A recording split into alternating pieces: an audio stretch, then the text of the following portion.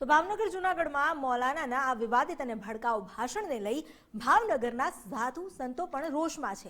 ભાવનગરના નીલકંઠ મહાદેવના મહંત શરણાનંદ બાપુએ પ્રતિક્રિયા આપી અને મૌલાનાના વિવાદિત ભાષણને સખત શબ્દોમાં વખોડ્યું। માત્ર શરણાનંદ બાપુ નહીં પરંતુ તમામ સાધુ સંતો અને મહંતોએ આ વિવાદિત ભાષણને લઈને ટીકા કરી છે અને તેને નિંદનીય ગણાવ્યું છે। જૂનાગઢના મૌલવીએ જે ધર્મ વિરોધ પ્રવચન આપ્યું એ ધર્મની લાગણી દુભાય માટે છે। આવું સામાજિક ધર્મમાં આવું ના બોલવું જોઈએ, તેને વિચાર કરવો જોઈએ। આ ધર્મની લાગણી પબ્લિકને પણ ધર્મની લાગણી દુભાય તો આવું ના કરવું જોઈએ, ધર્મ વિરોધ જવું જ ના જોઈએ। આ નિવેદન એમને ગમે તેમ કરીને પાછું ખેંચવું જોઈએ। આ તો દેશમાં ખળભળાટ મચી જાય। હમણાં થોડા દિવસ પહેલા જૂનાગઢની અંદર એક મૌલાના જે બફાટ કરીને ગયો છે અને છતાં ગુજરાતમાંથી હિન્દુવાદી સરકારમાંથી સુરક્ષિત વયો ગયો અને હિન્દુના જે માહોલ જે ગુજરાતનો અંદર ભાઈચારાનો જે પહેલેથી રહ્યો છે એને બગાડવાના જે પ્રયત્નો કર્યા છે, આવી રીતે થોડુંક પણ કોઈ હિન્દુવાદી વ્યક્તિએ બોલ્યું હોય તો સરકાર પણ એની પર તાત્કાલિક એક્શનો લે છે। તો મારે પ્રશાસનને વિનંતી છે કે આ મૌલાનો આટલું બધું બોલીને હિન્દુઓની અંદર વૈમનસ્ય ઊભું કરવાની ભાવનાથી પાછો ગુજરાતમાંથી જતો પણ રહ્યો તો પ્રશાસન કરે છે શું, અથવા તો સંગઠનોવાળા બધા શું કરે છે? તમારામાં તેવડનું તો આહવાન કરો અમને। અમે સાધુ સંતો છીએ, અમે કેવલ કાંઈ એક તરફી નથી, અમે પૂરા હિન્દુત્વને લઈને જીવવાવાળા છીએ। એટલે પાલિતા જૂનાગઢની અંદર જે શાંતિનો માહોલ છે, બધાનું ધર્મસ્થાનનું સ્થળ એક છે, એટલે આવા મૌલાના બફાટ કરીને જાય છે અને ગુજરાતમાંથી પાછા સુરક્ષિત પોતાના સ્થાને વયા જાય છે। હજી સુધીમાં કોઈ પણ એક્શન લેવાની નથી, તો પ્રશાસનને આ વિષય ઉપર થોડીક જાગૃતિ કેળવવી જોઈએ, એવી અમારો સાધુ સંતોનો મત છે।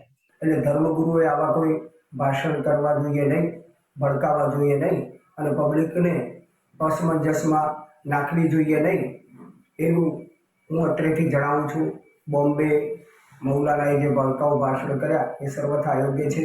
ગુજરાત જેવા શાંત પ્રદેશને આવા અશાંત અને માનસિક રીતે દિવાલિયાપણના ભોગ બનેલા આવા વ્યક્તિઓને કોઈ પણ સમાજ હોય એને સ્વીકારાય નહીં અને એને સાથે સાથે એને કડક શિક્ષા આપવી જોઈએ, કેમ કે ભારત એકદમ શાંતિપ્રિય દેશ છે। તો આ જે વ્યક્તિ રાષ્ટ્ર, સમાજ અને ધર્મને ભગોવે આવા વ્યક્તિઓને નો બહિષ્કાર થવો જોઈએ, એમને કડક શિક્ષા થવી જોઈએ।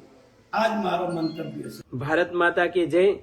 જુનાગઢ મુસ્લિમ સમાજ દ્વારા જે વ્યસન મુક્તિનું આયોજન જુનાગઢ ખાતે થયેલું, જેમાં એક મુસ્લિમ મૌલાનાએ દેશ વિરોધમાં સ્ટેટમેન્ટ આપ્યું છે, કારણ કે નેશન ફર્સ્ટ આ આપણી નીતિ રહી છે અને જે ત્યાં આયોજન થયું હતું એ વ્યસન મુક્તિ માટે હતું। વિષય ડાયવર્ટ કરી અને ભડકાઉ ભાષણ કરી અને ભારત દેશની જનતાને પરસ્પર ગુમરાહ કરવાનું કામ કર્યું છે, જે કડકમાં કડક સજાને પાત્ર છે।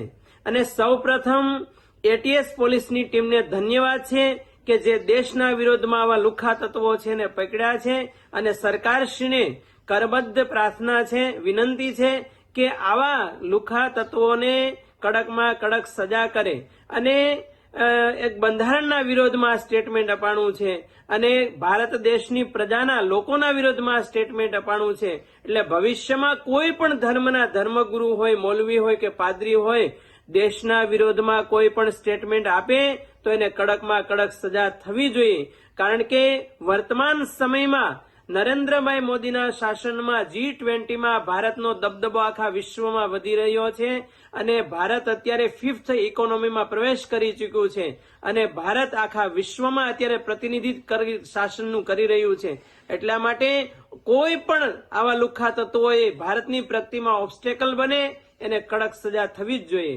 જૂનાગઢમાં મૌલાના મુફ્તી સલમાન અઝહરી દ્વારા જે રીતે ભડકાઉ ભાષણ કરવામાં આવ્યું અને તેના કારણે તેની જે છે ધરપકડ કરવામાં આવી છે અને આને લઈને સનાતન તમામ ધર્મગુરુઓ છે તેમાં ભારોભાર રોષ પણ જોવા મળી રહ્યો છે।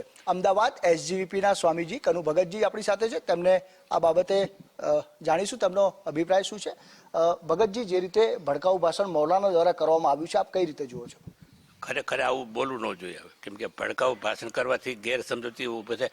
અને હિન્દુઓ આપણે ભારતમાં રહીએ છીએ અને હિન્દુ મુસલમાન સાથે રહીએ છીએ, ઘણા વર્ષો સાથે જ છીએ, અને આવું બોલવાથી વયમનસ ખોટું થાય એવું ન બોલવું જોઈએ. ભડકાઉ ભાષણ કરવાથી વયમનસ થાય એવું બોલવું ન જોઈએ કોઈ. વારંવાર આ મૌલાનાએ અત્યારે કીધું છે જાહેરમાં, અને અગાઉ પણ આપણે આ રીતે જોતા આવ્યા છે કે ભડકાઉ ભાષણ થતા હોય છે, પરિણામ હિન્દુ હોય કે મુસ્લિમ તમામે ભોગવવું પડી શકે છે. તો આ પ્રકારના જે ભાષણ છે એકવાર ફરી થયું છે, શું આપ કહેવા માંગશો, શું અપીલ છે લોકોને? ખરેખર આવું ન થવું જોઈએ, કેમ કે આમ ભડકાઉ ભાષણ કરવાથી હવે ગેરસમજૂતી ઉત્પન્ન થાય અને અંદરો અંદર વિખવાદ થાય ખોટો. અને આપણે તો ભેગા રહી છીએ સાથે, હિન્દુ મુસલમાન તો ભેગા જ છીએ, આપણે એક ભગવાનના સંતાન છીએ, અને આવું ભાષણ કરવાથી ખોટી ગેરસમજૂતી થાય છે અને માણસમાં વૈમનસ્ય પેદા થાય છે. એટલે આવું ન બોલવું જોઈએ ખોટે. પોલીસે કાર્યવાહી કરી છે, મૌલાનાને અરેસ્ટ પણ કરવામાં આવ્યા છે. અચ્છા, પોલીસની જે કાર્યવાહી ચાલુ છે બરાબર છે, બરાબર થવું જ જોઈએ આવું. અને આ પ્રકારના આકરા ભાષણો અને ખોટી રીતે વાતાવરણ દોરાય તેવા ભાષણો થતા હોય તેમને કેવી સજા થવી જોઈએ, આપ શું કહેશો? ખરેખર સજા થવી જોઈએ અને બંધ કરવું જોઈએ. આવું ભાષણ કરવાથી વયમનસ ખોટે ઉત્પન્ન થાય છે બધામાં, અને એવું ન બોલવું જોઈએ ખરેખર.